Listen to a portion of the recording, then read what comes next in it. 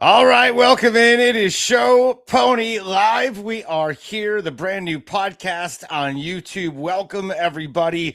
I'm getting my lighting situation figured out. It's like all dark and gloomy and awful in Nashville, and I got the damn glare coming off my glasses, and I was fumfering around like an absolute moron for, I don't know, a good 30 minutes, and I just could not figure out how to get the glare out of my eyes. So maybe if I lean forward or something like that, I don't know. But great to have you today. Welcome to the very second live show that I've ever done here on YouTube and Apple Podcasts. So I guess we're live on YouTube and Twitter and Instagram, and then it goes on Substack after that. Then it goes on Apple Podcast and Spotify Podcast. So if you miss anything at all, make sure you check it out. Just go over to Spotify or Apple or wherever you get your podcast and make sure you link up with us there for Show Pony Live. If you missed any of the show when you're watching it on YouTube or anything like that, great to have you. As always, I'm wiggling my nose. I've been sneezing all day. The allergies have been absolute hell.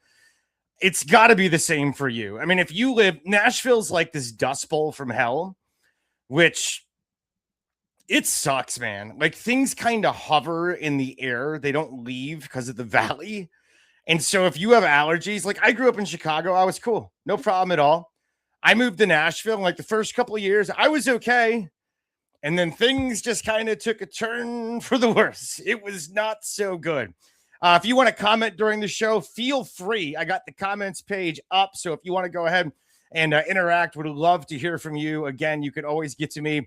Email me at showponysportsmedia@gmail.com. You can always tweet me at Childers Radio, all the different ways to hook up. So let's discuss. And the big breaking news within the last couple of hours, and this was reported by Pete Thamel.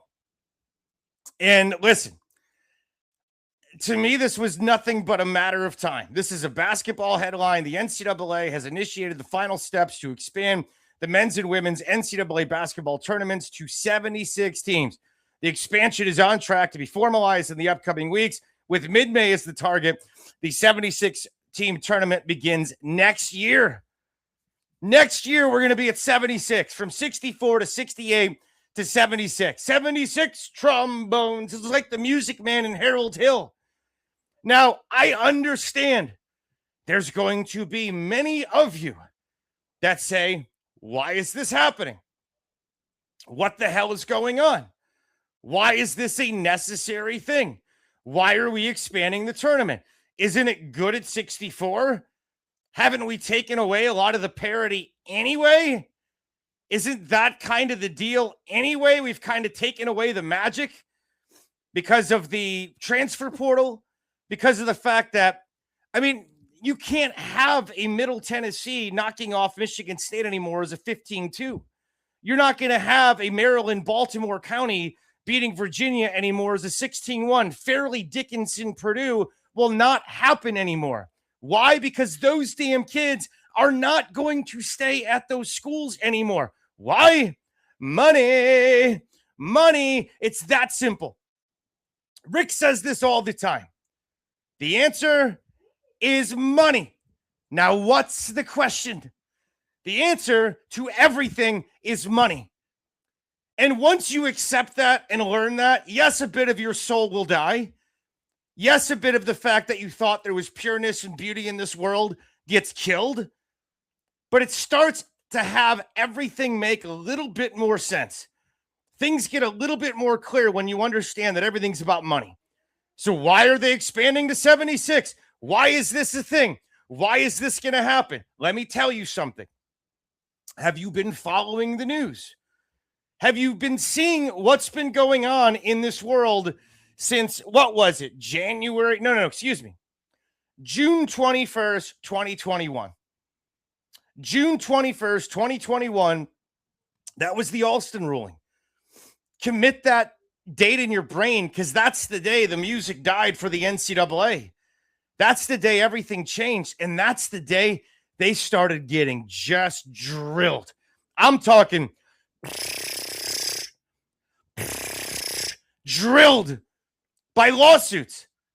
The NCAA was living fat on the hog. They were reeling money in from the NCAA tournament. They were selling it at a premium. Ratings were through the roof. They were able to be the kings of amateurism. They pocketed all the money to themselves. The schools were making money hand over fist. They are the NCAA. The presidents are the NCAA. And on the backs of these athletes who didn't see a dime outside of their scholarship, they were getting rich, fat, and happy, which is a great business model if you can keep it up for as long as you can. Here's the problem. They were called on their shit, weren't they? And it all blew up. And now they are hemorrhaging money. I'm talking about like they cannot keep going like this, hemorrhaging money. I'm talking about the fact that they are getting sued out the yin yang, and it's been happening left and right. It's constantly happening. They just keep getting sued. So, why did Pete Thamel tweet this today? That we're about to expand? That we're going to 76 teams? The answer is money. They need it. They don't have any. They're spending it on lawyers. They're spending it on settlements. They're spending it on lawsuits. They're spending it on all of that crap. They don't have any money. They've sacrificed it all because they were greedy, ignorant, and arrogant douchebags before. This was obvious. This was coming down the pike. This was inevitable for this to have happen. This was inevitable. We were going to have this happen. And we'll talk about this tomorrow on Full Ride. Listen to Full Ride every day, Sirius XM, 9 o'clock Eastern time until noon. It's me. It's Rick Neuheisel. We break down all this stuff, and Rick will make it very clear that this is about money, as it always is. He'll say the answer is money. Now, what's the question? The NCAA tournament is the cash cow. It is the cash cow. That's what brings in 90% of the revenue. If you've ever been to Indianapolis, Indiana, and you've seen the NCAA headquarters there on the water, gorgeous. Taj Mahal. Beautiful. How did they build that so many years ago? The tournament, March Madness, the love of the upset, the love of the Final Four. They built a massive, just beautiful, functioning business model where they kept it all to themselves. And it was a great way to do business. It really was. It was fantastic until it wasn't. And now we got some issues on our hands, don't we? Brandon Miller says the NCAA headquarters is a ghost town now, which is incredible because it used to be this beautiful, vibrant, functioning Taj Mahal. Gorgeous. I mean, I could picture it in my head right now when it was alive. It kicked ass, man. It was the place.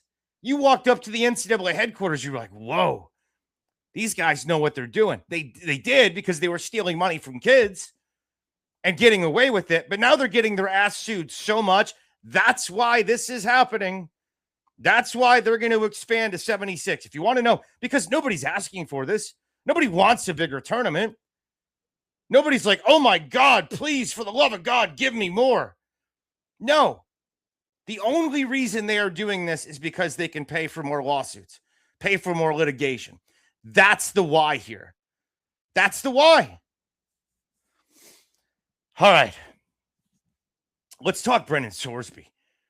So we got into this a little bit yesterday. I saw a tweet from Ross Dellinger earlier from Yahoo that said Brennan Sorsby's eligibility is at risk based on precedent and policy. The NCAA stands to permanently ban him, but questions linger. What are the next steps in the process? Will this end in court? And did Cincinnati know?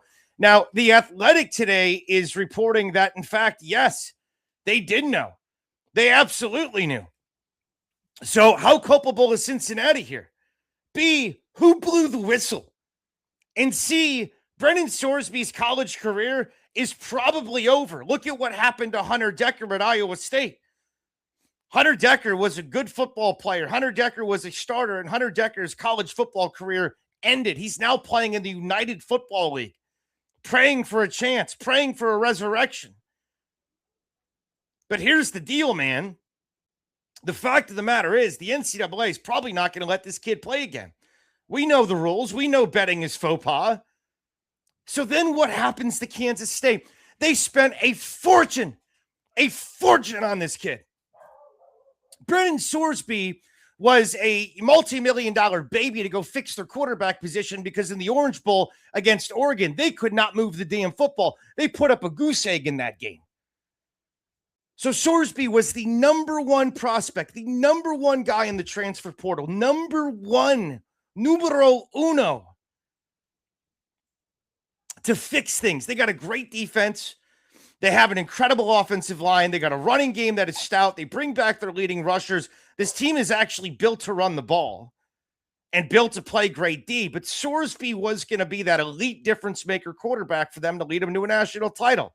Now the chances are, I don't think he ever plays college football again. He's probably going to end up in the NFL via the supplemental draft. Whereas yesterday, I read you a mock draft that had him in the top 10 going to the freaking Colts at number 8.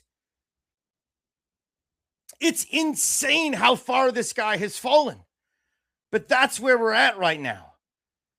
It's the world. His career in college football is likely over. He's probably not going to play college football ever again. And you know what it is, too? And here's what pisses me off. It's just because the kid's a dumbass. The kid's an idiot. That's what this comes down to. The kid is dumb. He's stupid. He's a young kid who got caught up with all the gambling apps and all the commercials and billboards, and we're bombarded with it nonstop. Let's not be hypocritical, and let's not call this kid a bad kid. He's like the rest of us that see these apps and these money lines and this betting, and we're like, yeah. Now, they always tell us, well, the players can't bet. Okay, but how confusing is it right now? And he never bet on himself. He never bet on a game that he played in. I just think he's an idiot. And he was betting small bets on baseball and balls and strikes. He just had the damn bug. He had the betting bug. And now he's going to ruin his entire career over it potentially. He's going to cost himself millions of dollars. I mean, God, maybe upwards of $20+ million just for being a stupid kid. And I know there's consequences for our actions. I get it. You do something dumb, you got to pay the price. But, I mean, it's just like I said yesterday, it's like taking a piece of cake. I'm fat, right? Look at these jiggly jugs I got. So it's like putting a big piece of black cake in front of me. Big chocolate, delicious cake and say, hey, tub ass, you see that cake? Give it a smell. Now don't eat it. And just stare at it. Well, guess what? I'm going to eat the damn thing. So do I think Brendan Sorsby's this awful human being? Do I think he's a crook? No. And Rick and I talked about this today. He's just stupid. We got into this today on Full Ride. We had Chris Vanini on. If you missed it, go on the app and check it out on SiriusXM. We also had the guy from RedRaidersports.com, Chris Level. In fact, I'll play a little bit of his conversation that we had with him in just a second because it was a fascinating conversation. And the fact of the matter is, Texas Tech's the reason this got out. They got out in front of us. I guess they learned about a week and a half ago that this was going to happen. Somebody ratted him out. The NCAA knew something. And so the kid went and checked himself into rehab, and they're the ones getting out in front of this. And I guess they're going to fight tooth and nail to see if Sorsby can play. Now, I wouldn't bet on that being reality. So then the question is, who is the quarterback going to be? What is going to happen? We had Chris Level from Red Raider Sports, who's also a radio analyst for Texas Tech down there in Lubbock. We asked him, so what's going to happen now at quarterback on Full Ride today? And here's what he said. You know, Will Hammond hurt his ACL last October. He had surgery in early November. He is the future of this program. He's a big-time recruit. People saw glimpses of him last year. He beat Utah. He started the game against Arizona State. It wasn't his best game, but this is a redshirt sophomore that was a big-time player, and I think he's a dual threat and all the things, and I think he's probably in line to start the next 2 years after this coming season. So he's got 3 years of eligibility left. So it looks like Will Hammond, whenever he gets healthy, they feel great about him for the future. It's not like they're barren at quarterback, but Will Hammond is hurt right now. Will Hammond is struggling. Will Hammond is not going to be ready for the beginning of the year, which means they're probably going to play a kid by the name of Kirk Francis. Kirk Francis is likely going to be the guy who ends up playing because Sorsby's probably not. And even if Sorsby finds a way somehow to beat this, he's probably still going to miss a little bit of time. And if Will Hammond isn't ready to go early, guess what? Guess what? It's going to be a kid by the name of Kirk Francis, who's a 4-game starter from Tulane, who's an insurance policy. I mean, Kirk Francis transferred in knowing damn well what the deal was. Kirk Francis knew exactly what the deal was. He's a backup, but now he's going to be called on to kind of keep Texas Tech going. And again, they got the run game. They got the offensive line. They've got a stout defense. They're going to be okay. But losing a guy like Brennan Sorsby, to me, takes them from national title contender. And now they're just kind of floating. Could they still get to the playoff? Sure. Could this team make it to the playoff? I don't think there's any question about it. They have that potential. They have that ability to do exactly that because of their defense. We just saw David Bailey go number 2, Jacob Rodriguez, and they've replenished that side of the football beautifully. Remember, they got double eagle energy. They got those big oil baron guys, Cody Campbell and John Sellers, that are spending a fortune on their roster. It's not unlimited, as Level told us today on Full Ride, but it's a pretty fat chunk of change. It's pretty substantial money. So now, again, I think for the future, they feel really good about Will Hammond. Will Hammond was a high recruit. Will Hammond's a guy they had to fight for. They had to pay handsomely for. The kid wanted to go to Lubbock. It seems to be a good marriage there with Will Hammond. But that wasn't the plan. And they put together, and I know they're in battle mode right now. They're in their own war room. Cody Campbell's the chairman of the board of trustees. He's figuring out a way to fix this. The other thing that's wild is Cincinnati, the Athletic is reporting that Cincinnati knew. So if they knew that he bet at Indiana, if they knew he was betting, and they were trying to keep him there. They were trying to make sure he didn't transfer. They were trying to do everything that they humanly could. And now they're trying to enforce the $1 million buyout with him. But Cincinnati, could they get into some serious trouble here? I bet you they could. They knowingly played a guy who's ineligible. I know we're playing it. Listen, this is a lawless society. There's no freaking rules anymore. We're sitting here. This is why I'm depressed every freaking day. Honest to God, this is why I sit here and I wake up and I'm nowhere near as energetic as I used to be in my 20s. In my 20s, I woke up, I had hope. I had all this potential in my heart. I thought the world was this place that, beauty existed. And it does to a certain degree. But there's also a lot of sleaze. There's a lot of scum. There's a lot of people that are backdooring, that are only care about money. I mean, it's just insanity. But at Cincinnati, it seems like they knowingly played a kid that was ineligible. So what's going to happen to him? I know the NCAA is seemingly useless now. I get that. I know that. I recognize that. But this could be one of those things that, hey, betting is a little different than paying for players. The faux pas is a little extra. And so you got to pay a price, period. You got to pay a price for it. And it's not going to be good. Very curious what's going to happen there at Cincinnati. All right. Our boy signed today. Diego Pavia, 3-year deal with the Baltimore Ravens. You say what you want about Pavia. Much has been said. I talked about it yesterday. I'm just curious now, what's going to happen to Vanderbilt? Vanderbilt's entire stock, their entire reputation has risen significantly because of that guy. Because of him. Diego Pavia took that program. They beat Alabama 2 years ago. They carried the goalpost into the Cumberland River, and Vanderbilt's program changed overnight.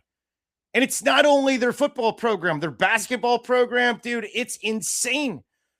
You go to Vanderbilt games now, the entire game experience is night and day from what it was. It's completely different. They've changed everything. It's a good experience now. It's not like going to a dumpy, disgusting, gross stadium. The football stadium's been redone. It looks beautiful. It really does. They've done an incredible job with that football stadium. It looks absolutely freaking gorgeous. The basketball arena, they've done a nice job with the video screens and the game day experience. It's just a good place to see a game now. And for years, it was terrible. And Diego Pavia, I mean, build a statue for the guy. You could hate him. You could think he's a punk. You could think he's a bitch. You could be glad that he wasn't drafted by the NFL. You could compare him to Shedeur Sanders and do all that you want. I don't care. I said my piece on it yesterday. I just think it's because he's undersized that he didn't get drafted in the NFL. But Vanderbilt is going with a non-Diego Pavia guy, a quarterback. They're going with Jared Curtis. Jared Curtis is a different dude, man. Jared Curtis is a 5-star. Jared Curtis is a Nashville native, but Jared Curtis is a statue. He's a pro-style kid. He's a big arm, strong, kid, but he's a guy that he's not going to get out there. Diego Pavia was magic because of his damn legs. When things broke down, he could escapability, the ability to run. Diego Pavia was that guy. He was the kind of guy that when defensive coordinators had to sit there and game plan for the guy, they would go nuts. They didn't know what to do because he could improvise when things break down. They'd go insane. I get it. Diego Pavia made a lot of teams in the SEC look stupid. He made Alabama look stupid a couple of years ago. Nick Saban came in talking about how Vandy's the worst place to play and they suck and it's easy to win and blah, blah, blah, blah, blah. And what ended up happening, Nicholas? That was Nick's last game against Vanderbilt, and his last game was an L. And it completely changed things. It completely changed things in Vanderbilt. And now Vandy's just like, it is a program that is just kind of blowing up overnight. Hey, want to remind everybody, Show Pony University. See that little QR code in the corner there? Show Pony University starting next Wednesday. It is a 4-week-long class. I am going to teach you how to do sports media. I'm going to teach you how to podcast. I'm going to teach you how to do radio. I'm going to teach you how to do an organized show that people want to listen to. All these people want to get a microphone. It drives me insane, and I'm going to talk about that in just a little bit. But I promise you, click the damn thing, sign up. It's $100 a week. It's a 4-week class, and you are going to get a better education that I swear than you would get by paying like $60,000 at a university. I'm going to give you actual nuance because I've been doing this for 20 years now. So sign up, go to showponymedia.com or just click that QR code, and easiest way to do it. In fact, the other day I had Steve Cohen on with me. Steve Cohen is he's the guy that used to run SiriusXM Sports. So he was the head of sports. He was my boss for, I don't know, a long time. It felt like 17 years or something like that. And I love Steve. I thought Steve was incredibly thoughtful. I thought he was, really good at leading a big department. And what I thought he did great, he cared about the actual art of broadcast. I care about broadcast. I fell in love with it as a kid. Radio to me is this romantic, cool thing. It was invented all these years ago, and they found a way to take a person's voice and transmit it through the air. And it became this incredible thing for travel, for, warnings, for weather, for all kinds of things. And back before television, you'd sit around and listen to Jack Benny Show and Fibber McGee and Molly and Jack Armstrong, the All-American Boy. I used to study these old radio shows. You'd have actors in a sound studio, and they would record these live plays with sound and put them on the radio. These incredible shows like these, multi-talent shows and all that kind of stuff that they would do. And it was the theater of the mind. Remember Little Orphan Annie and Ralphie in The Christmas Story? Think about that, right? That image in your head. Think about how cool that is. So to me, as I was growing up in the 80s, 90s, I loved radio. And then sports talk radio comes around. And these incredible, voices were able to give these passionate opinions and entertain the hell out of me as a kid. And I fell in love with it. But here's what's so weird about it now. The career that I dreamt of having, which was sports talk radio host and or TV news guy, that's not what people are doing anymore. I went to Middle Tennessee State and spoke to a class a couple weeks ago, and all they talked about was digital media, which is great, but aren't we losing some of the art of broadcast? I know there's a lot of quantity out there, but what's happened to quality? Here's what Steve Cohen said with me on Mad Dog Radio. This is courtesy of SiriusXM. Now there's a lot of garbage out there, especially in the digital media, because who's teaching these people how to broadcast? Who's doing air checks for them? Something we started at SiriusXM a long time ago. We do these meetings with producers and hosts and all that, and we do these boot camps. In fact, we did it for the NFL Broadcasters Boot Camp. They brought us in along with networks, and we go down to NFL Films and teach current and former players about broadcasting, right? So I think teaching has gone by the wayside in many digital mediums. It has.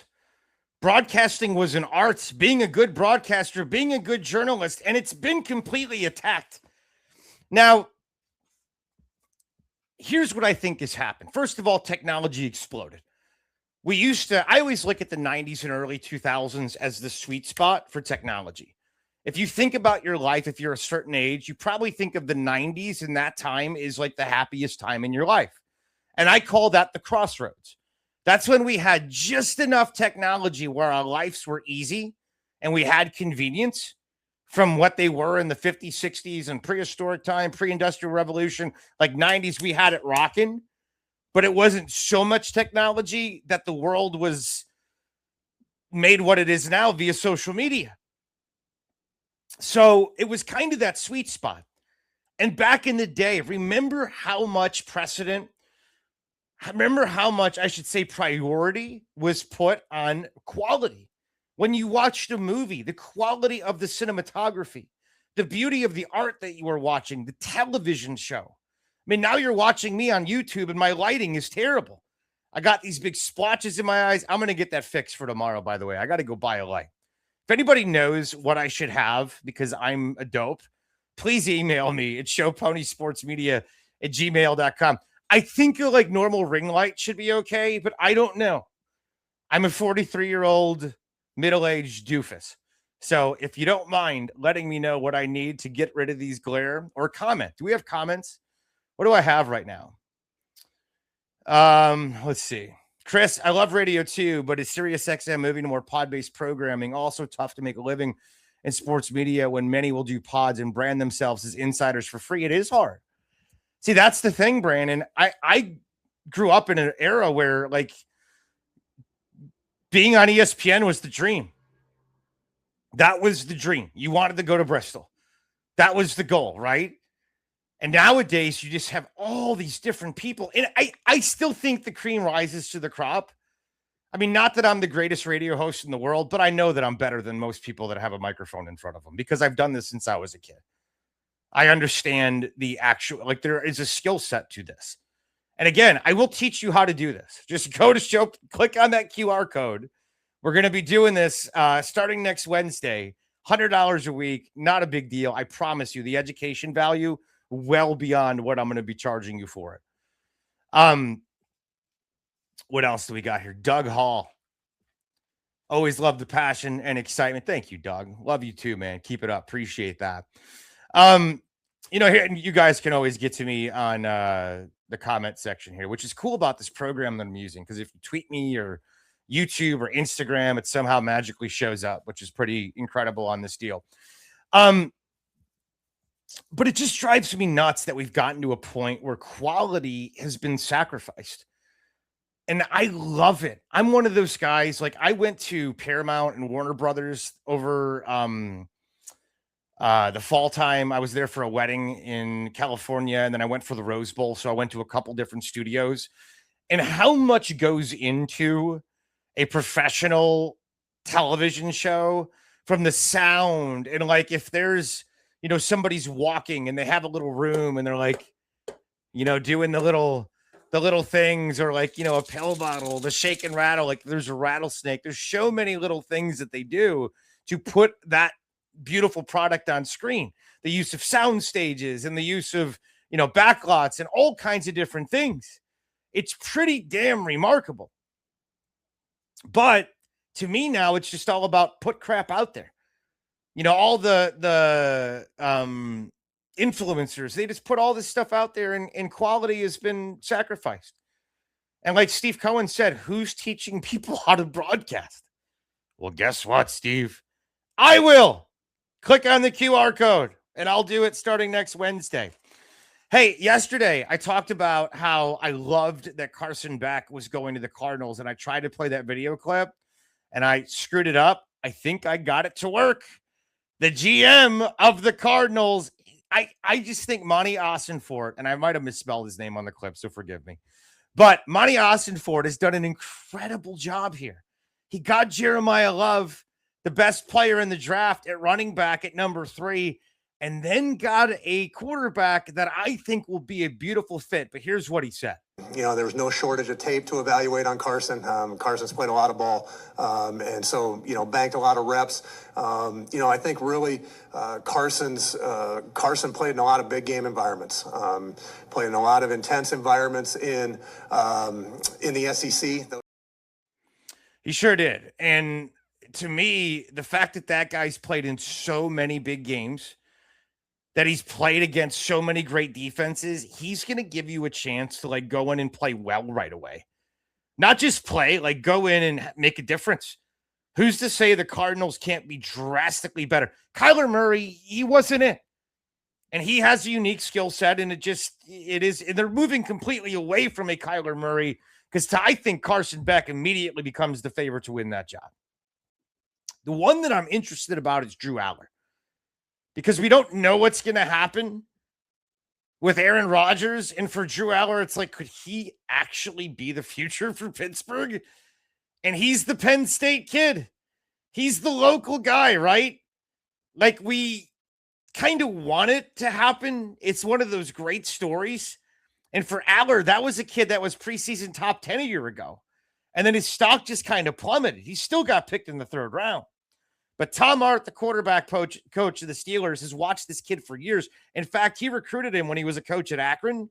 And here's what he said about him. Has rare size. He's, 6'5", 235 pounds. He has big hands.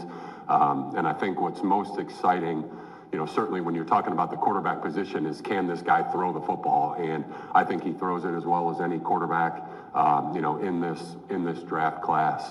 And if that's true, then maybe Pittsburgh has their guy and they didn't have to spend a 1st-round pick on him. Drew Aller, to me, like, you could say he's ass, you could say he sucks, but how much of last year was just Penn State being a disaster?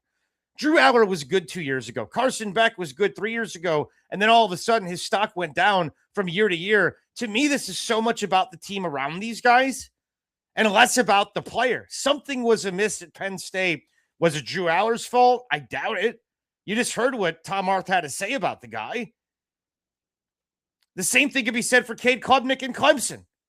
Was it truly his fault? And apparently Klubnik was playing hurt for most of the year. Cade Klubnik now gets a chance to go to the Jets. I doubt the Jets are going to be fully committed to him, but he might have a chance to play this year, and maybe he ends up winning the job outright and not making them have to pick a quarterback early next year. Even though a lot of people think Arch Manning's going to be the guy. The GM of the Jets talked about Cade Klubnik, who was hurt this year, by the way, and said this. He got hurt early and was playing hurt much of the year, and that team kind of struggled, but was excited to get around him at the Combine. Had a great Combine interview, which kind of sparked us to want to get down to Clemson and work him out and spend some more time with him. He is one of those kids you'll fall in love with. I sat with him at media days, and he's got the charisma, he's got the kindness, he's got the charm, he's got all of that. And I think he will fit in beautifully there. The Jets are just a damn mess, but they did draft well.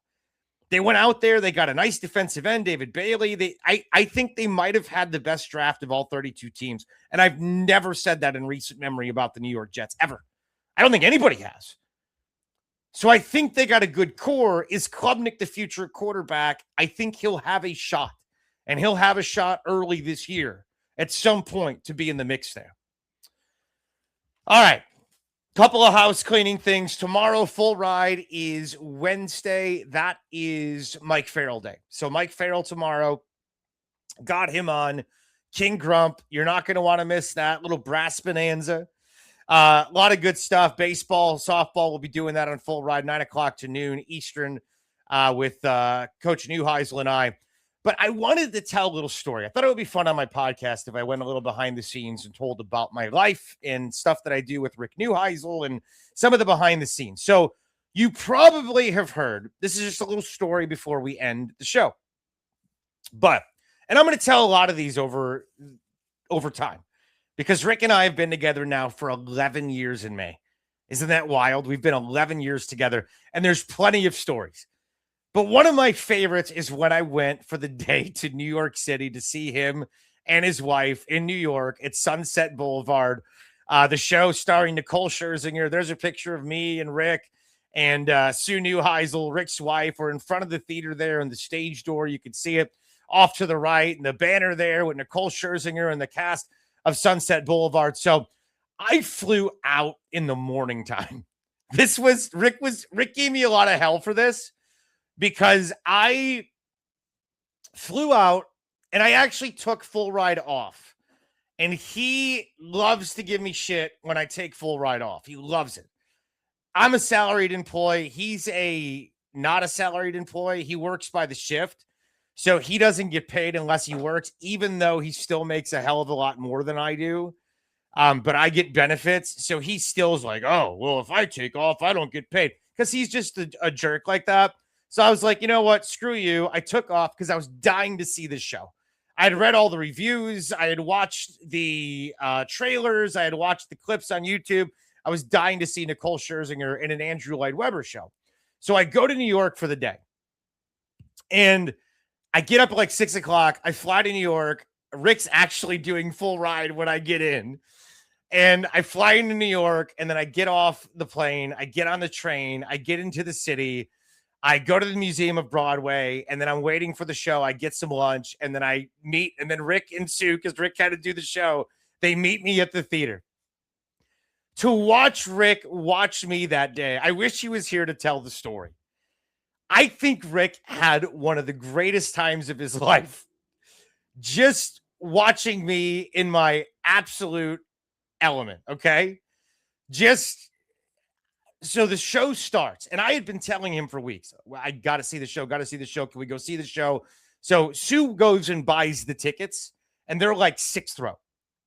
Rick likes to joke that during Nicole Scherzinger's big moment where she sings the song With One Look, we were sitting in the sixth row, but my neck was in the fourth row, and my head was in the second.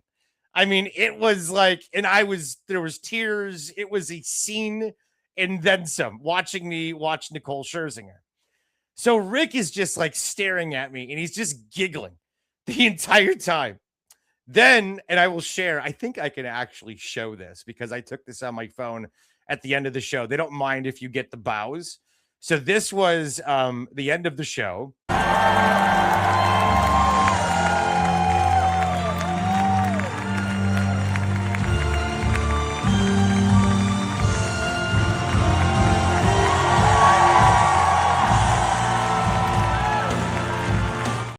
And so I was just absolutely dead at that moment. And Rick is just like, I'm crying There's tears streaming. I got my hands. I'm like, oh my God. Oh my, like I'm going, and Rick is just looking at me, giggling. And then he's wondering, as soon as they get off stage, he's like, where did Childers go? I had run to the stage door outside so I could try to get up close to get a picture with Nicole Scherzinger.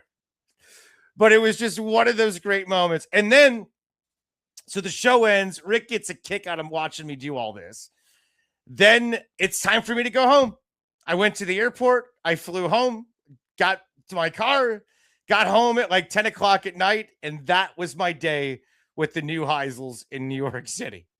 All right. More of those stories over the next couple of weeks. I'll tell you some behind the scenes on Full Ride, but it's time for me to get some dinner. It's time to say goodbye. Go on my website, subscribe to my newsletter for free. Go check that out. ShowPonyMedia.com. I forgot to put this up. Andrew Lloyd Webber really does give me the feels. You ever want a good time or maybe just an interesting time? Come with me to a show that he's done, and you will laugh at my emotions. I promise you. All right. ShowPonyMedia.com. Thank you, everybody. Love you. Go subscribe. It is Show Pony Live. Thanks for watching. Thanks for listening.